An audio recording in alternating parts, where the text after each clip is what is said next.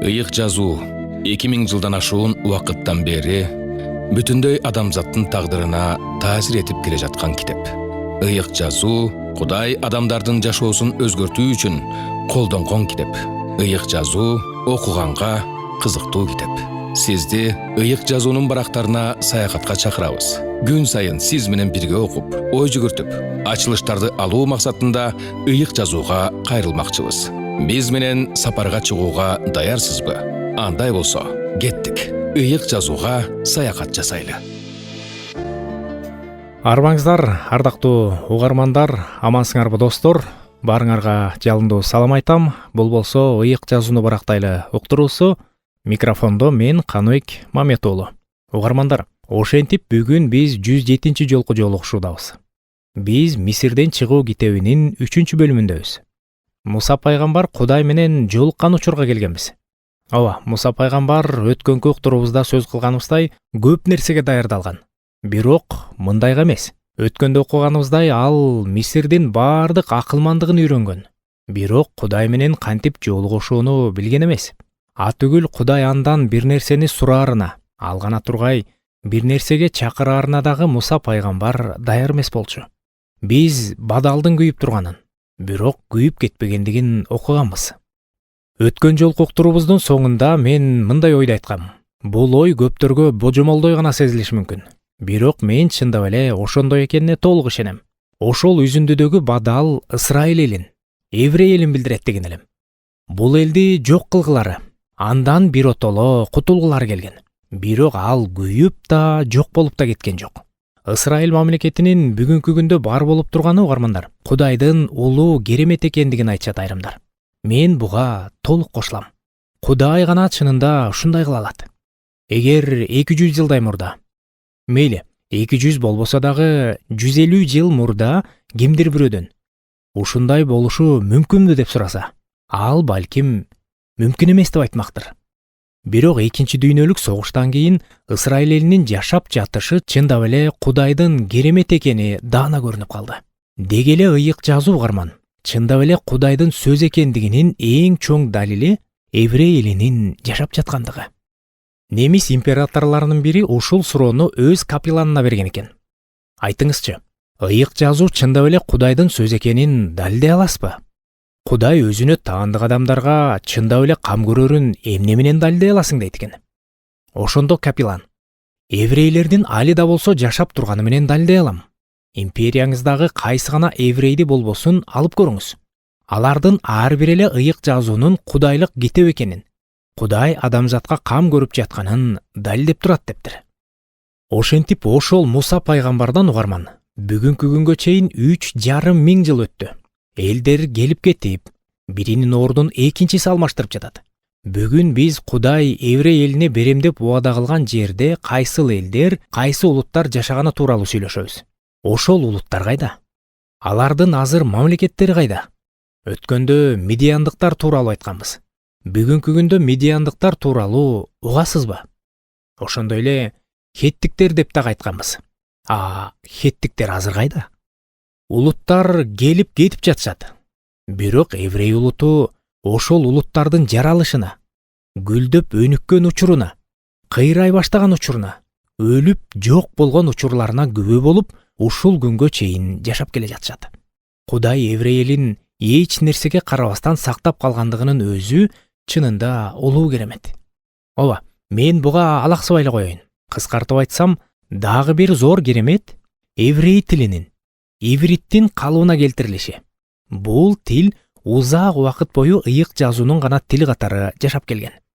Танах, Тора, Невим, Кутувим — булар угармандар бизче которгондо Торат, пайгамбарлар жана жазмалар китептеринин тили катары гана жашап келген. Бул тууралуу киришүү маектерибизде айтканбыз. Эң биринчи 10 уктуруубуз обого чыккандан бери кыйла убакыт өтүп кетти. Ошондуктан аларды кайталап уксаңар угармандар, менимче ашыкча болбойт. Демек, ушул тил бүгүнкү күнгө чейин биз ыйык жазуу же байыркы келишим деп атап жүргөн китептин 2 тилинин бири болгон. Анан мынакей, ушул тил ошентип кайра жаралды.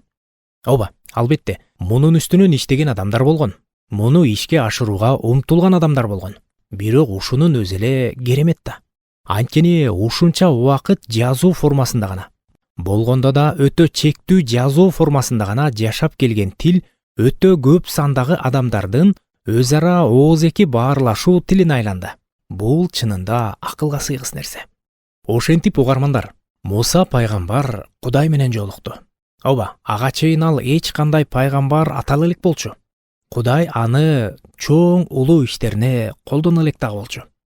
Ошентип Муса пайгамбар өтө көп нерсени үйрөнгөн. Бирок Кудай менен жолугушууну үйрөнгөн эмес. Кудай Муса пайгамбарга бут кийимиңди чеч, анткени сен турган жер ыйык жер деди. Тилекке каршы азыркы учурдагы машаякчылардын көбү Кудай алдында коркуп, аны урматтаган абалда туруу деген сөздү унутуп калышты. Бул сөздүн өзү бар болгону менен бул түшүнүк жок болуп бараткандай. Кээ бирде Кудайды далыга таптагандай болуп, «Эй!» же болбосо «Кудай!» же кээ бирөөнүн «Салам!» же болбосо «Дос!» деп да кайрылып жаткандарды угуп калам. Бирок угармандар, ушинтип айтып жатканымды кечирип койгула. Бирок чынында Кудайга ушинтип кайрылып жаткандарды мен өз кулагым менен уккам. Кудай менен тең туш катары мамиле кылгандар бар. Бул чынында өтө өкүнүчтүү. Биз Муса пайгамбар менен Кудайдын ортосундагы мамилени карай турган болсок, өтө чоң сабак алабыз. Кудай Муса пайгамбарды карасаңар, дароо токтотту. Муса пайгамбар эч кимди далыга таптай албайт. Кудай мындай деп жатат: «Муса, бут кийимиңди чеч. Сен ыйык жерде турасың. Сен мени менен, кудуреттүү Кудай менен сүйлөшүп жатасың. Бул жака жакындава, бут кийимиңди чеч, анткени сен турган жер ыйык жер» дейт. Угарман, Кудай менен сүйлөшкөндө өзүбүздүн бардык артыкчылыктарыбызды, аны менен тең тайлашууну четке жылдырып туруп келүүгө мен даярмынбы?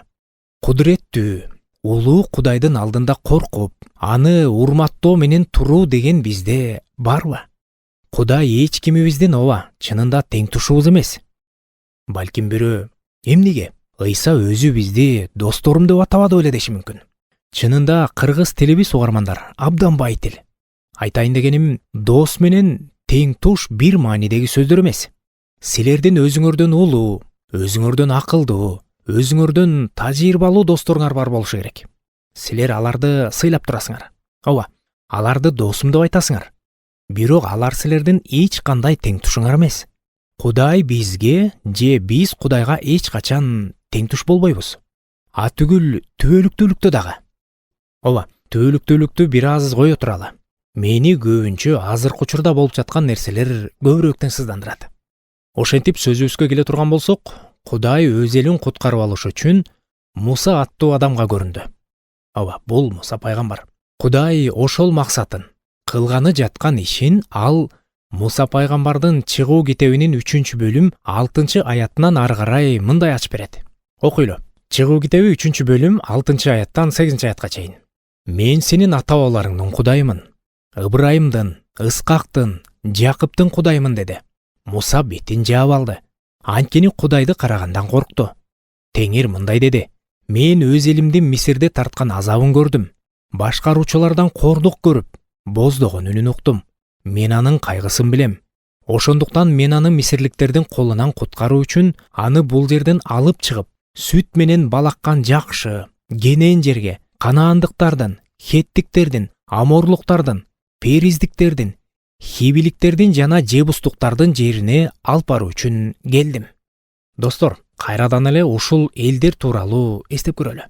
Чынында жогоруда ат аталган элдер азыр кайда? Азыркы дүйнөдө алар тууралуу биз эмне билебиз? Кудай Ысрайыл элин Мисирден чыгаруу үчүн эле эмес, аны жаңы жерге алып баруу үчүн келерине көңүл бурсаңар. Кудай дайыма бир нерседен куткарат. Ошондой эле бир нерсе үчүн куткарат. Эми бул түшүнүктүү да. Жашоодо деле биз бир жерден чыксак, экинчи жерге барабыз. Бул жерде дагы так ошондой. Кудай Ысрайыл элин Мисирден куткарып алып чыгып, жаңы жерге, өзү Ысрайыл элине берген жерге алып барат. Азыркы учурда жашап жаткан биз жөнүндө айта турган болсок, угармандар, Кудай бизди күнөөдөн куткарды, кун төлөп сатып алды деп көп айтабыз. Бирок экинчи бөлүгү да бар да. Ал бизди бир нерседен куткарган болсо, демек башка нерсеге алып барат. Ыйык жазуудан Кудай бизди өзүнүн адилдигине киргизиш үчүн кун төлөп, күнөөдөн сатып алгандыгын билебиз. Анын максаты ошол болгон.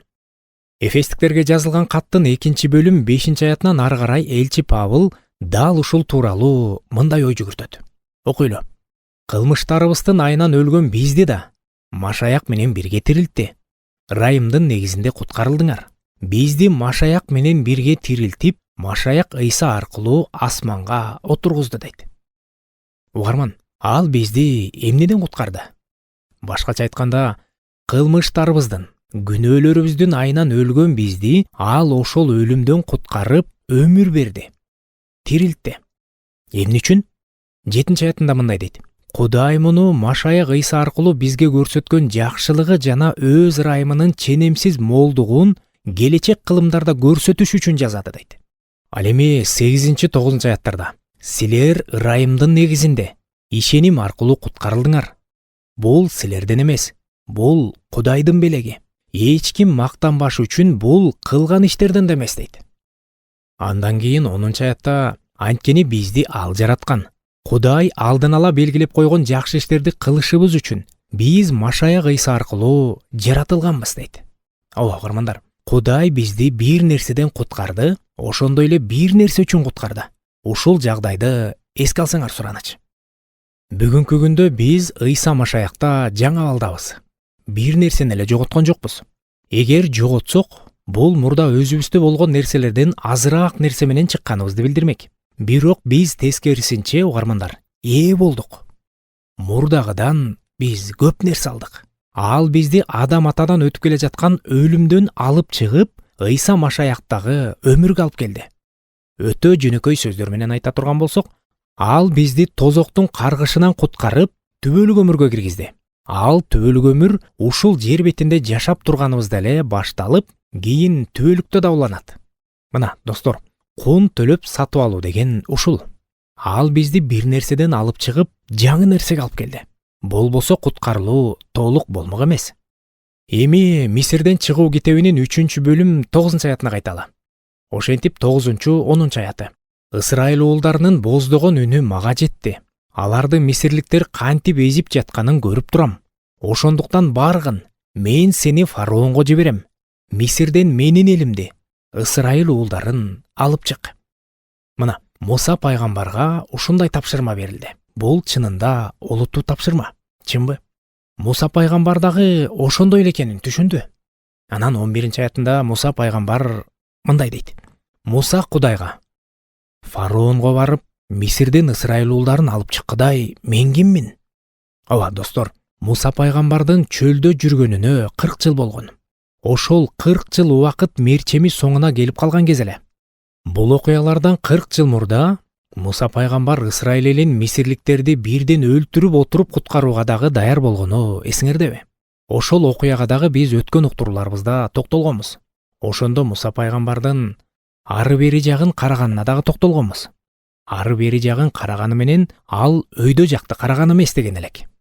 Ооба, ал тагыраагы Кудайды караган эмес дегенбиз. Бул кырдаалга Кудай кандай баа берерин караган эмес. Ал кезде Муса пайгамбар шартылдаган, ачык айрым жигит болчу. Ал баарын кылууга, Кудайга кызмат кылууга даяр эле. Ысрайыл элин өз билген каражаттарын колдонуп куткарууга дагы даяр болчу. Бирок андай болбойт да. Ошондуктан Кудай Муса пайгамбарды окутуп үйрөтүшкө аргасыз болгон. Ал окуп үйрөнүш үчүн Кудай аны 40 жылга чөлгө жиберген. Ошол учурдагы жалгыздыгы аны ойлонуп, сыйынып, момун болууга үйрөтө турган мүмкүнчүлүк болгон. Рухий жактан жетилүүгө берилген убакыт болду. Эми Муса пайгамбар өзүнүн канчалык алсыз экенин түшүндү. Кудай берген тапшырманы өз күчү менен аткара албай турганын ал толук түшүндү. Кудай ошол ачык айрым, шартылдаган жигит менен иштешти. 40 жыл ичинде Кудай Муса пайгамбарга анын алсыздыгы менен өзүнүн күчүн көрсөттү. Бүгүнкү күндө дагы Кудай көбүбүзгө ошондой кылат. Ыйык жазуудан мисал ала турган болсок, Илияс пайгамбарды эстеп көрөлчү. Анын жашоосунда дагы ушундай болгон. Илияс пайгамбар өзүн бардыгы куугунтуктап жаткандыгын түшүнгөн. Өзүнүн алсыздыгын түшүнгөн. кандайдыр бир каршылык көрсөтүүдөн пайда чыкпастыгын түшүнгөн. Анткени Ахаб падыша менен Изабель өтө коркунучтуу адамдар эле. Ошондо ал өзүнүн күчү жок экенин көрдү. Илияс пайгамбар өзүнүн алсыз экендигин түшүнгөндө Кудай анын жашоосунда жана ал аркылуу өзү иш жүргүзө баштаган. Достор, болжол менен ушундай эле нерселер бир кездеги Шавл, кийин элчи болгон Павлдын жашоосунда дагы болуп өткөн.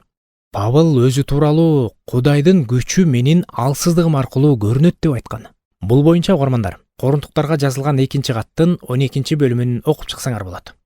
Ошентип бир нерсе кылууга күчүбүз жетпей турганын, бирок ошону кылышыбызды Кудай каалай турганын түшүнсөк, аны Кудай өзү ишке ашырат. Ооба, Кудай биз аркылуу аны өзү кылат. Угуп жатканыңыз ыйык жазууну барактайлы берүүсү.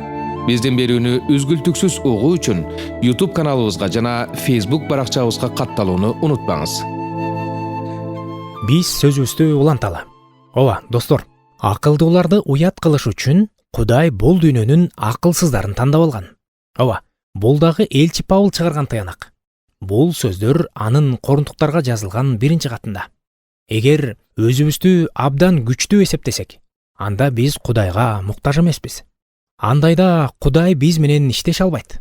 Анткени Кудайдын күчү биздин алсыздыгыбыз аркылуу көрүнөт. Ооба, достор, биз ошол алсыздыгыбыз менен мактаныш үчүн биз атайлап алсыз болбойбуз. Ушуга дагы бир жолу көңүлүңөрдү бургум келет. Андай эмес, Кудайдын күчү биздин алсыздыгыбыз аркылуу көрүнөт. Бирок ал өз ишин аткара берет. Ошондо ал иш алга жылат. Биз бир жагынан алсыз адамдар экенибизди, экинчи жагынан Кудайдын идиши, Кудайдын куралы экенибизди моюнга алууга даярбызбы? Бул чынында өтө маанилүү. Тигиниси да, мунусу да маанилүү.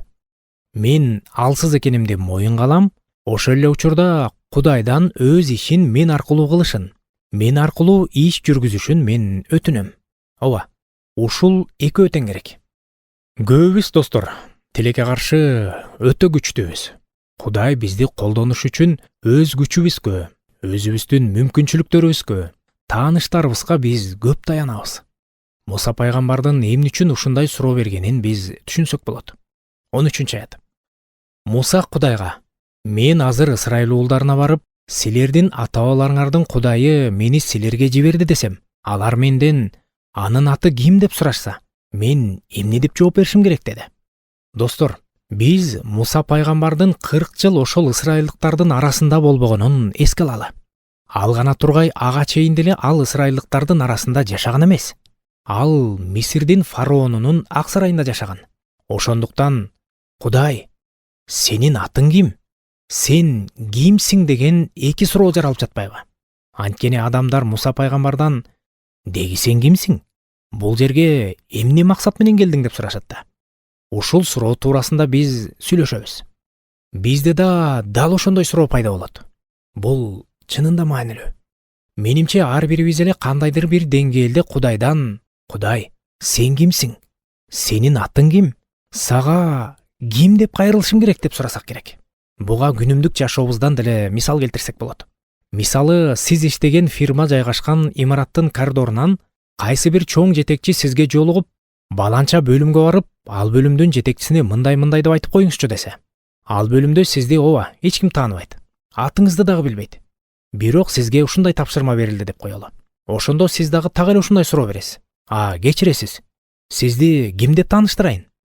Бул тапшырманы аткарыш үчүн кайсы адамга же кайсы кызматтагы адамдын атынан кайрылайын?" деп сурайбыз. Чынбы? Бул жерде Муса пайгамбардын сураганы дагы ушул сыңары. 14-аят. Кудай Мусага: "Мен бар болуп туруучумун, Жахавамын. Исрайыл уулдарына: мени силерге бар болуп туруучу өзү жиберди деп айт" деди. Ушул жерден, достор, бир аз токтой туралы. Бул боюнча чынында олуттуу талаштар жүрүп келет. Бул ысым боюнча том-томдогон китептер жазылган. Ооба, менин ошол томдун баардыгын талдап бергенге эч кандай убактым жок.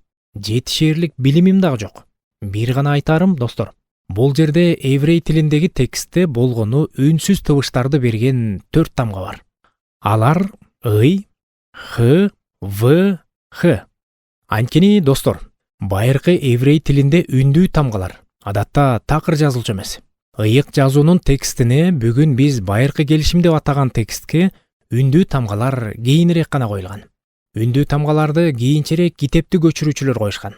Бирок азыркы учурдагы еврей тексттеринде дагы үндүү тамгалар жок. Ал эми ушул 4 тамга ый, х, в, х ошол бойдон калган. Тактап айтканда, булардын арасына үндүү тамгалар коюлган эмес. Бул тамгалар тетраграмматон болуп аталып калган. Анткени бул тамгаларды таптакыр айтпаш керек болгон. Азыркыга чейин ыйык жазууну окуган еврейлер ушул ый, х, в, х тамгаларынын ордуна Адонай деген сөздү колдонушат. Анткени Кудайдын ошол ысымын үн чыгарып айтууга тыюу салынган. Демек ушул тетраграмматонду көргөндө, тагыраагы ушул 4 тамганы көргөндө биз Адонай деп окуйбуз. Башкача айтканда, үндүү тыбыштар тарыхта унутулуп калган. Бирөөлөр Яхова деп окуш керек дешет. Дагы бирөөлөр Яхвей деп окуган туура дешет. Кыскасы бул жерге достор, кайсы үндүү тамгалар коюлганына жараша.